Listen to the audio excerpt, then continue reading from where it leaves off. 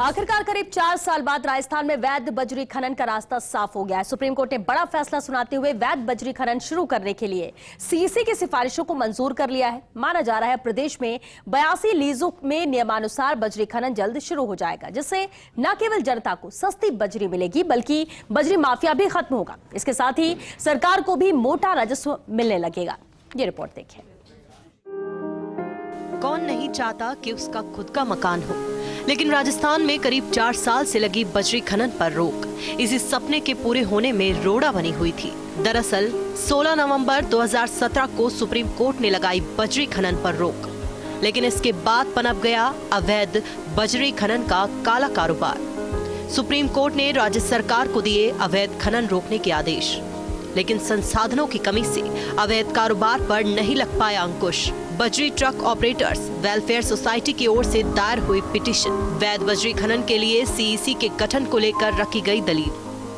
पिछले साल सीईसी ने भी दौरा कर जरूरी माना वैध बजरी का खनन, काला कारोबार रोकने, पर्यावरण सुरक्षा के लिए वैध बजरी खनन जरूरी। सुप्रीम कोर्ट ने भी फैसले में सीईसी की सिफारिशों को किया मंजूर। नदी के 5 किलोमीटर के दायरे में खातेदारी लीज भी बंद करने के आदेश। अवैध खनन परिवहन पर जुर्माना नियमों के लिए दिया 8 सप्ताह का समय। दरअसल प्रदेश में सुप्रीम कोर्ट की रोक से पहले 82 बजरी लीज स्वीकृत थी। इनमें से 3 लीज पिछले दिनों ईसी मिलने के बाद राज्य सरकार ने दोबारा शुरू करने के आदेश दिए। सायला, कोटड़ी और जालोर लीज शुरू हो चुकी है। देवली सहित 5 अन्य लीज को भी ईसी मिल चुकी है। अब सुप्रीम कोर्ट की रोक हटने के बाद ईसी प्राप्त अन्य लीज भी शुरू हो जाएगी।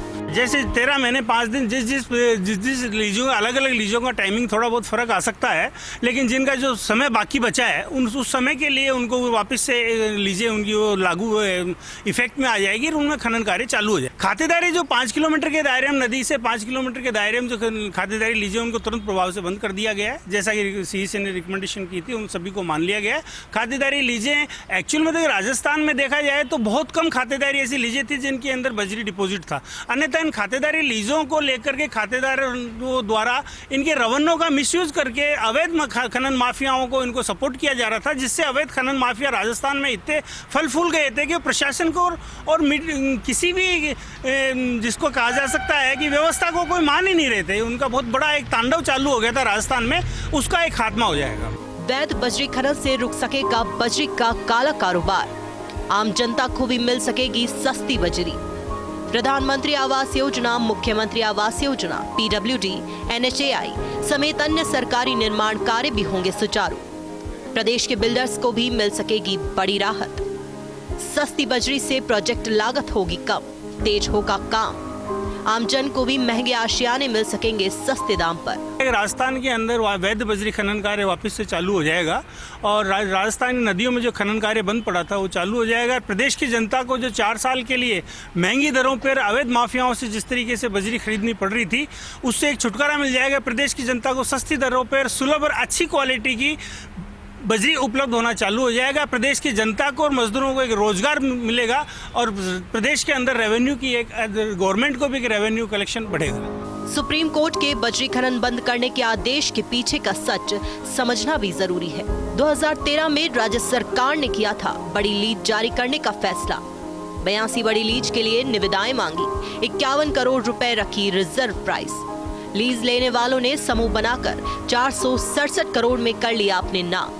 शर्त के अनुसार लीज धारक नहीं लाए पर्यावरण अनुमति। खान विभाग ने लीज बंद करने का दबाव बनाना किया शुरू। लीज धारकों को दिसंबर 2013 में सुप्रीम कोर्ट ने दे दी अनुमति। पर्यावरण अनुमति लेने तक नियमों से बजरी खनन की दी मंजूरी। सरकार ने एससी को दी बिना पर्यावरण अनुमति खनन की जानकारी। कुछ अन्य लोग भी पर्यावरण संरक्षण को लेकर पहुंचे सुप्रीम कोर्ट। एससी ने बिना पर्यावरण अनुमति बजरी खनन बंद करने के दिए आदेश। अब बजरी खनन से सरकार को मिले राजस्व का गणित समझते हैं। एलओआई से पहले प्राप्त राजस्व 117 करोड़, अस्थायी अनुमति से प्राप्त राजस्व 106 करोड़, समानुपातिक राशि 207 करोड़, डेड रेंट और penalty 88 crore, royalty permit fees 622 crore, कुल 1140 करोड़। सुप्रीम कोर्ट से मंजूरी के बाद अब प्रदेश में बजरी खनन शुरू हो सकेगा। साथ ही पुरानी बजरी लीजों की बाकी अवधि पूरी होने के बाद नए सिरे से बजरी लीजों की ऑनलाइन नीलामी की प्रक्रिया भी सरकार शुरू कर पाएगी। माना जा रहा है इससे आमजन, बिल्डर्स, लीज धारक और सरकार सभी को राहत मिलेगी। Nirmal Tiwari, First India News, Jaipur.